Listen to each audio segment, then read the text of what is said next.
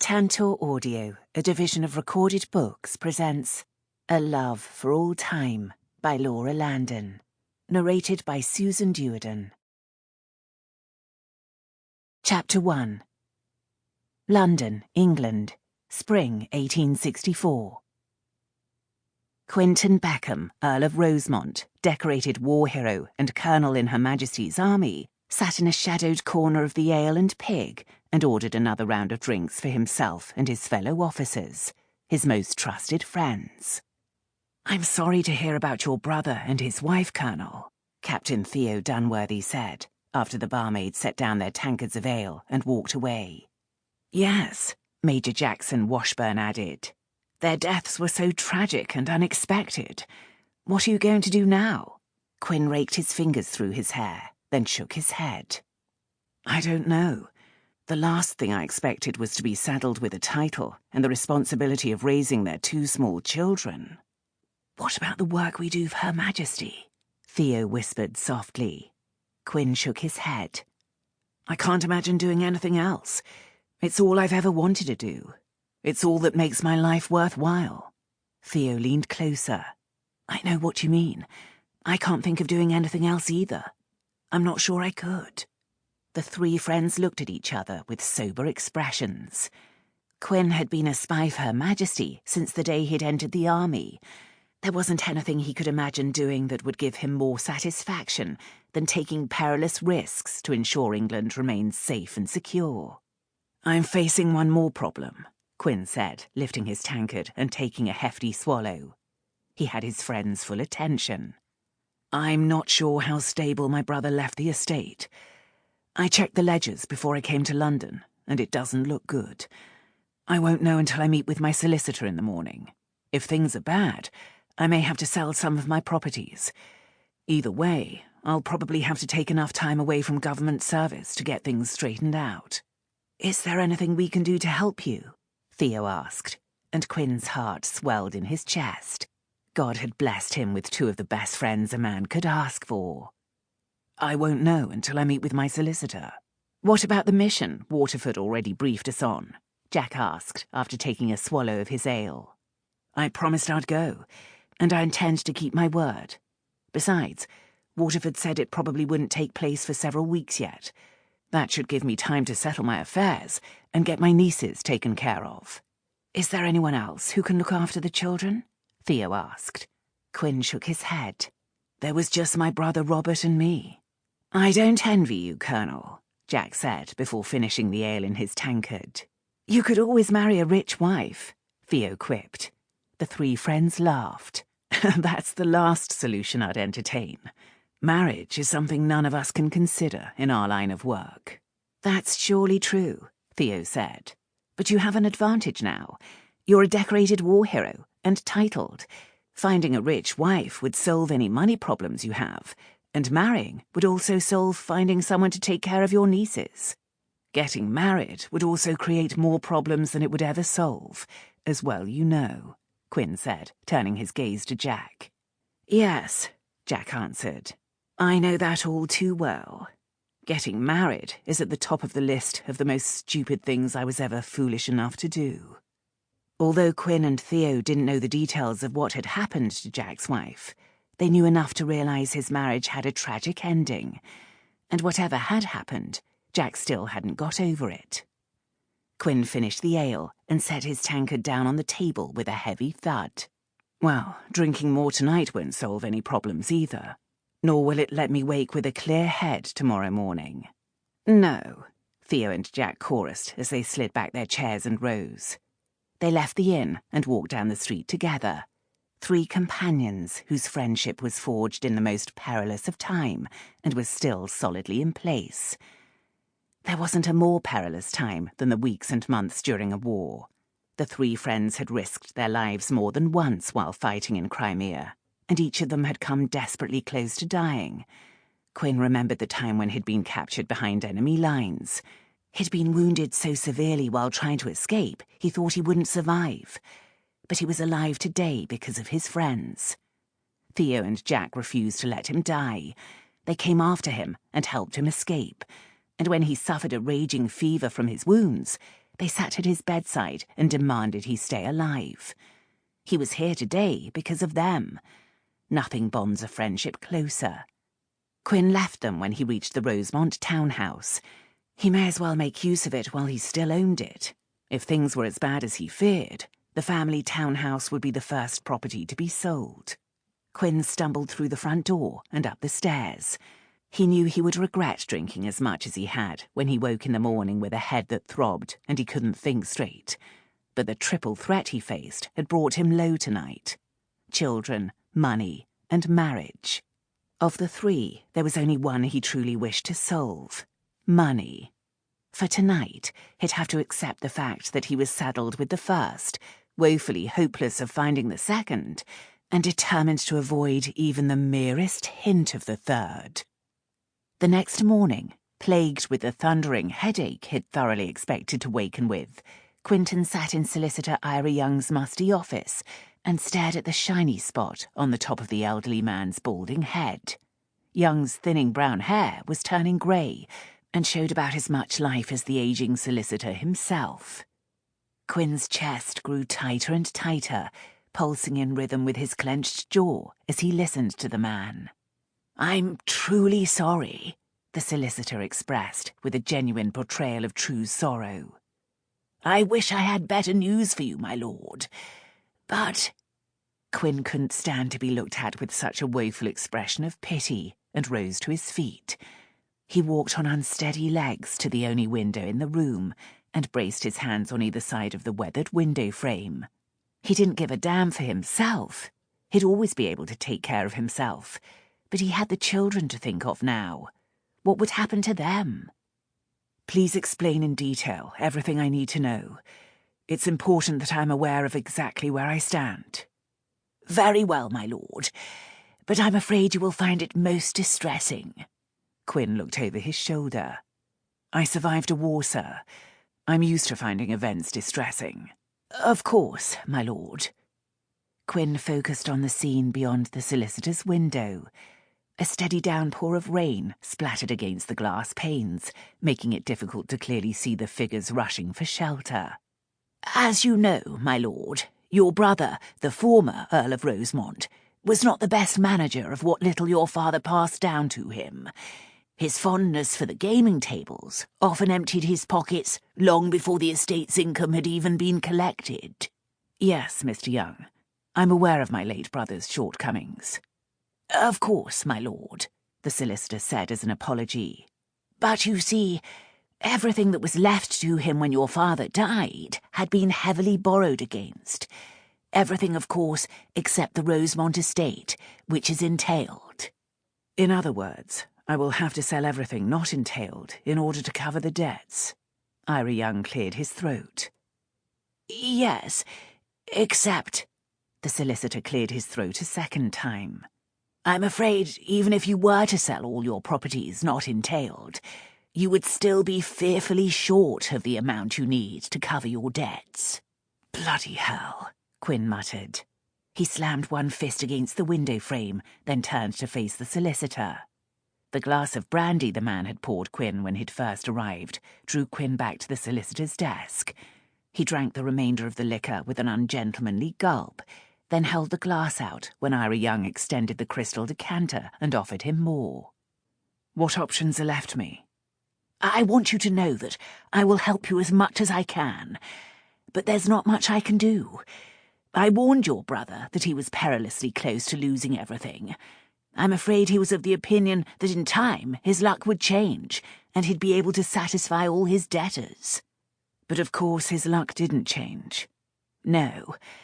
I must say that it was with a terribly heavy heart that I had to inform you of his and his wife's deaths." Quinn remembered the letter he had received informing him that Robert had been killed in a carriage accident, and that Robert's wife Elaine, upon hearing the news, had gone into labour with their second child and died in childbirth. It seemed a mixed mercy that the child had survived, only to become his ward. He knew nothing about children, especially the care of a babe so young, just as he knew he would make a most inept guardian. "Lord Rosemont?" the solicitor said, pulling Quinn from his thoughts. It took Quinn a moment to realise the solicitor was speaking to him. He still wasn't accustomed to being addressed as the Earl of Rosemont. It was a title he'd never expected to carry. Robert was always so healthy and robust. It never occurred to Quinn that anything could bring down his brother. But now a temperamental carriage horse had left Quinn with responsibilities he could never have anticipated and didn't want. You asked what options were open to you. There is, of course, marriage. No, marriage is not an option. But the children... No. Quinn raked his fingers through his thick dark hair. What other options are there? Mr. Young shuffled through the papers on his desk and shook his head. For now, I suggest that you take this list of all your brother's creditors. I will make up a list of all the properties in the Rosemont name and obtain a possible sale price we can expect from each property. Then we will set forth a plan to sell the properties and pay off the most pressing creditors first. It's the only way we'll know what remains of the estate. He coughed slightly. If indeed there's anything left. Quinn let the magnitude of what he'd have to do settle over him. This meant he'd lose Willowbrook Manor, the estate his mother had brought to her marriage. It was the place Quinn had gone to with his mother when she wanted to escape the hustle and chaos of London life. She disliked the city during the crush of the season as much as Quinn did, and sought refuge at Willowbrook. Some of the best days of his life had taken place in the country with his mother. It would kill him if he was forced to give up Willowbrook Manor. It was the place where he could roam freely, where he'd learned to fish and shoot and use a bow and arrow, where he'd learned to ride and become proficient with a rifle, where he could avoid the heavy hand of his father and learn the gentler side of human nature from his mother.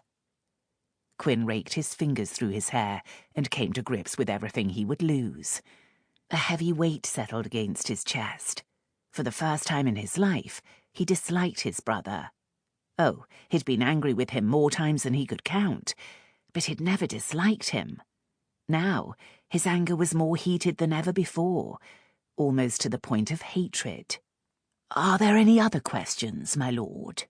Ira Young asked. There was sympathy in the solicitor's eyes, compassion in his voice. Quinn hated that. He'd never felt like such a failure in his life, and that wasn't an emotion he wanted to acknowledge. "No, Mr. Young. Give me the bloody list." "As you wish," the solicitor said, then rose to offer the list and shake Quinn's hand. Quinn's legs threatened to buckle beneath him as he left the well-appointed office that reeked of success and walked to where he'd left his horse. He threw a coin to the lad he'd asked to watch Atlas and put his foot in the stirrup. He'd best be careful with his coin now. The very thought made him wince. Images of tenant cottages and carriage horses and elegant furnishings and precious china that were about to disappear from his holdings paraded through his mind. With them, he could turn the head of any number of wealthy young women into eager brides. Without them, Quinn prayed he could at least manage to keep possession of his mother's favourites. Quinn turned Atlas into the avenue. The last thing he cared about was an eager bride. Chapter 2. How the hell was he going to survive this? Quinn asked himself as he mounted his horse. He knew Robert had spent more than the estate was capable of earning, but he never considered that his brother would risk everything for a game of cards. He was more responsible than that. At least, Quinn had thought he was. Quinn stopped at his club and ordered a bottle of brandy. He drank one glass of the fine liquor, then another. He hoped drinking enough of the mind-numbing liquid would dull his disillusionment and force the disastrous news he'd heard today to evaporate. Or perhaps when he woke, he could pretend for at least a few hours that what he'd learned today had been a drunken delusion. But he knew that was impossible. Quinn drained the liquor in his glass, then rose from his table and left. It wouldn't do any good to put off what he had to do. His brother's debtors weren't going to go away, and his debts weren't going to magically get paid, no matter how much he drank to forget his troubles. Quinn staggered slightly as he made his way to the mews behind the club and mounted Atlas. He didn't think that he'd had so much to drink that he was drunk, But maybe the shock of the news he'd learned today, as well as a lack of food, caused the liquor to affect him more than usual. He rode through the streets at a faster pace than was safe. Thankfully, because of the pouring rain, most pedestrians had already gone home or had taken shelter from the downpour, and the streets were fairly empty. As dusk approached, the rain worsened, assaulting him with stinging drops laced with sleet. It was difficult for Quinn to see even several yards ahead. He considered going home to Rosemont Hall tonight, but had enough common sense to realise the roads weren't safe enough for Atlas. He may as well stay in town. The Rosemont townhouse would no doubt be the first to go on the auction block. Quinn pictured the palatial townhouse in the fashionable part of London. I should use it while I still have it. The day will come when I don't have it any longer. Another blast of wind pelted rain across his face, momentarily making it impossible to see. Atlas slipped on the rain-soaked silk cobbles, and Quinn reacted swiftly to get him under control. The last thing he wanted was for his prize horse to be injured. Quinn pulled on the reins, but Atlas refused to calm. He reared on his hind legs and whinnied in fright, prancing from side to side. A bolt of lightning struck close by, and Atlas raced ahead a few yards, then reared again. Quinn wasn't sure what he heard first, Atlas's alarmed whinny or a woman's terrified scream. In one terrible instant, Atlas reared again, and the scream was cut short. Quinn knew what had happened. He had just run someone down. He wheeled around in the saddle. A well-dressed woman lay in the street, undoubtedly injured, or perhaps dead. Her gloved hand trailed out from her side, a petite, still hand. Too still. Quinn leaped to the ground and raced back to where the woman lay in a heap on the cobbles. She was small, fragile, helpless. Quinn sank to his knees beside her and turned her into his arms. He didn't recognize her and looked about in bewilderment, searching for anyone who might know who she was. He had no choice but to help her. Even though he didn't want to get involved, he felt a protectiveness toward her he hadn't felt for anyone since the years he'd spent in the war. This was the same emotion that had consumed him whenever he came upon a young soldier who'd been severely injured. A lad too young to be called a man. A lad who would never live to become a man. Most of the soldiers under his command were barely old enough to be there. They were hardly old enough to be out of the schoolroom. And here they were, thrown into battle, where they were forced to see the worst part of humanity, where they saw and experienced the horrors of war that caused even seasoned soldiers to have nightmares. When he came upon a young soldier who no doubt wouldn't live to see tomorrow, he was compelled to do whatever he could to console the lad until he took his last breath. Quinn felt the same about the young woman in his arms, a protectiveness that was similar to how he'd felt during the war, yet different. The woman in his arms wasn't a soldier. She wasn't a young lad. She was a woman, and the emotions rushing through him were totally alien from any emotions he'd ever felt. Totally alien from any emotions he wanted to feel, especially for an unknown woman. At that moment, a footman from one of the nearby townhouses ran toward him. "Do you recognize her?" Quinn yelled. "It's hard to say, my lord," the servant answered, and only then did Quinn realise that the woman was so dishevelled that it was hard to tell who she might be. Her hair was plastered across her face, making her unrecognisable. Blood ran from a gash in her forehead, streaking what could be seen of her visage. Quinn reached for his handkerchief and wiped gently across her cheek. "Dear Lord," the man beside him said in an emotional voice. "Do you know her?" "Yes, my lord. It's Lady Cassandra." "Does she live nearby?" "Yes, my lord. Right here," the man said, pointing to the townhouse in the centre of the block. "She's the Dowager Countess of Granville's granddaughter." "Go to the door and tell them what's happened, and ask them to send for a doctor. I'm going to carry the lady inside." "Yes, my lord. Right away, my lord," the man said, then ran to do as he was ordered. Quinn gently lifted the lady into his arms and held her for a moment. He felt a pull towards her that was totally alien from any emotion he'd ever felt before, a protectiveness he wasn't used to feeling. She was injured because of him. He was the cause of her injuries. Even though he didn't want to feel a responsibility toward her, he did, just like he'd felt responsible for every soldier under his command. He nestled her closer, shielding her from the pouring rain. She moaned in pain, no matter how careful he tried to be. It was difficult, though. She was injured badly, and he needed to get her inside as soon as possible. As he stepped toward the house, one of Lady Granville's hall boys appeared to take charge of Atlas. Quinn carried Lady Cassandra across the street, and through the door another of the Dowager Countess's house staff held open for him. "Show me to this lady's room," he ordered the butler, who stood wringing his hands in the front hall. A maid rushed ahead of him to lead the way up the staircase. "Has anyone gone for a doctor?" "Yes, my lord," the butler answered as he followed Quinn upstairs. "He should be here soon." "Good," Quinn answered, then placed the lady on the bed the maid indicated. "Bring warm water and clean cloths, and bring the lady some dry clothes." "Yes, my lord," the butler answered, then issued orders to the staff. Several servants rushed from the room. Quinn let his gaze peruse the still figure before him. This wasn't the first time he'd seen an injured body, but this was the first time he'd felt such a reaction to what he saw. Whether that was because he was the cause of those injuries, or the injured person was a woman, he didn't know, but his reaction was all-consuming. His hand reached out and touched her face, caressed her cheek. "Is Cassandra alive?" a commanding voice asked from the doorway, and Quinn pulled back his hand. He lifted his head and locked gazes with a dignified, elderly woman. Without being introduced, he knew she must be the Dowager Countess of Granville. "Yes, my lady. She's alive, but she's been severely injured."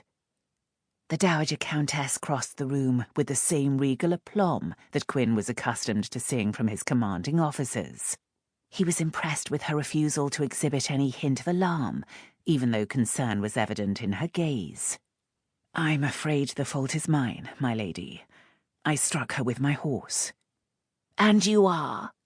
"Quinten Beckham, Earl of Rosemont, my lady." Quinn returned his attention to the woman on the bed. He took a warm cloth from one of the maids and gently wiped the lady's face. The paleness he revealed was so shocking that it set his fingers shaking as he carefully loosened the uppermost button of her gown at the neck. It was paramount, he felt certain, to help the lady breathe more freely.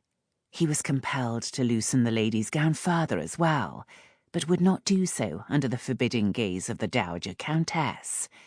He did, however, run his hands atop her clothing, down the length of her legs, stopping only when his fingers reached the turn of her slender ankles. "No discernible broken bones, my lady." "Excuse me, Lord Rosemont," the Dowager Countess said rather stiffly. "But are you a doctor?" "No, my lady. I've not been formally trained, but during the war in Crimea, I assisted army doctors with the wounded. With your permission, I could staunch as much of your granddaughter's bleeding as possible before the doctor arrives." "Then by all means do so, my lord," the Dowager Countess said as she stepped closer to her granddaughter. "Is there anything I can do to help?" "If you or one of your maids would remove your granddaughter's shoes and stockings, that would be helpful. I must stop the bleeding here," Quinn said, pressing down on a nasty slash on the lady's shoulder. It looked as though Atlas's hoof had torn her flesh. It was going to take several stitches from the doctor to close the wound. Quinn caught a glimpse of another bloody place on the lady's back and tried to move her enough to see how badly she was injured there. But when he turned her, she moaned in pain. "I'm sorry, my lady," Quinn said. "I don't mean to cause you more pain, but I need to see how badly you're injured." When the two maids had removed Lady Cassandra's shoes and stockings, the Dowager Countess came to the head of the bed. "Tell me what to do." An unmistakable note of urgent concern had crept into the regal woman's voice. "If you're able, you could hold a cloth on that wound on her forehead." "Of course," the Dowager Countess said. She swiftly rinsed a cloth in fresh water and began working to keep the blood from flowing into her granddaughter's eyes. The young lady had several cuts and bruises on her face. As the Dowager Countess wiped more and more of the mud and blood away, Quinn got his first look at the woman before him. It was impossible to assess the woman's comeliness with so many cuts and bruises marring Lady Cassandra's features, but he could tell that she was not terribly young. If Quinn had to guess, he'd estimate she was nearing her 30th year. Perhaps she was even closer to his own 33. He didn't know what colour her eyes were. She had yet to open them, and he doubted she would be able to for a day or two, considering how swollen and bruised her face was becoming. Her lips might be luscious and full, but it was hard to say how much of their fullness was a result of the swelling around her cheeks and mouth, and how much was natural. Quinn lifted a cloth for one of the servants to rinse when the door opened and the doctor entered. A woman followed on the man's heels. An assistant, Quinn thought, and he was glad. "What do we have here, my lady?" the doctor asked the Dowager Countess. "It's Lady Cassandra. She and Lord Rosemont collided in the street. It was raining, as you know, and Cassie ran in front of Lord Rosemont's horse." The doctor removed his coat and rolled up his sleeves, then began to examine his patient. He'd only taken a glance at some of Lady Cassandra's injuries before he spoke. "Lady Granville, why don't you and Lord Rosemont retire downstairs and have a cup of tea, while Mrs. Dampers and I see to your granddaughter? The staff can go too, except for one of the women." "You will let me know how my granddaughter is, as soon as you discover the extent of her injuries," the Dowager Countess said, more as a statement than a question. "Of course, my lady," the doctor answered. Quinn stepped away from the bed, then escorted Lady Granville from the room. The second he stepped into the hallway, his legs threatened to give out beneath him. He reached for the banister that overlooked the foyer below and braced his outstretched arms on the polished wooden railing. For a moment he thought he might be ill. As if in a nightmare, the scene of the moment Atlas's hooves came down atop the woman crossing the street flashed in his mind. He gripped the railing tighter. He'd nearly killed an innocent woman. If only he hadn't been in such an angry rush to leave London. If only he hadn't had so much to drink. If only he had been watching more carefully. If only this hadn't already been such a hell of a day. Quinn lowered his head between his outstretched arms. What if the lady he'd trampled died? What if her injuries were so extensive she did not survive, or she suffered some permanent injuries that scarred her for life? "Lord Rosemont?" Quinn turned to see Lady Granville standing beside him. She was the epitome of stateliness. She held her composure as if she were hosting an event at which calmness and elegance were required. Quinn estimated that the Dowager Countess had reached her 70th year, but she looked far from her age. She held herself with all the distinction he was accustomed to seeing in the nobility. "Would you please escort me down? I've ordered tea, but I think you and I might require something stronger. Am I correct?" "Yes, my lady," Quinn said, extending his arm. The Dowager Countess placed her hand on his forearm, and Quinn led her down and into a beautiful drawing room. Quinn took the glass of brandy Lady Granville's butler poured for him, and carried it to the window next to where the Dowager Countess sat in a finely upholstered cushioned chair. He owed the Dowager an explanation as well as an apology, yet the words were difficult to organize. Quinn was surprised when she spoke first. "I want you to know that I don't blame you for the accident, Lord Rosemont." "But you should, my lady. The accident was my fault. I was going too fast." "As I'm sure Cassie was too. It was pouring down rain, and you were both in a hurry to get to shelter." Quinn turned. How could she be so understanding? "I should have looked more carefully." "Cassie should have too." Quinn carried his glass of brandy to the chair next to the Dowager and sat. "How can you be so understanding, my lady?" "Let me ask you a question, my lord. If you could have avoided the accident, would you have?" Quinn was shocked. "Of course. I would never intentionally."